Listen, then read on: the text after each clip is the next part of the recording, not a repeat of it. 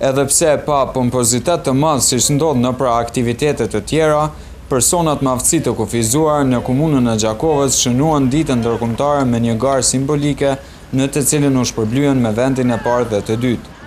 Fituesi i vendit të parë mendon se e rëndësishme është të marrësh pjesë në aktivitete të tilla.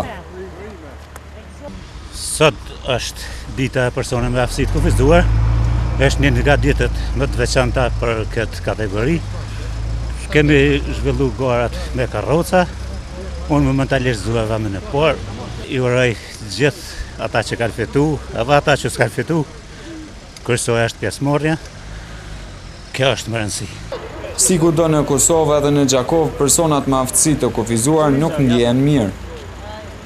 Është vështirë me qenë njëri me aftësi të kufizuar në Gjakovë, sepse ka shumë barjera që duhet për mu zhduk, ka shumë për shëndetësi, për arsim, për të gjitha drejtimet, është vështirë.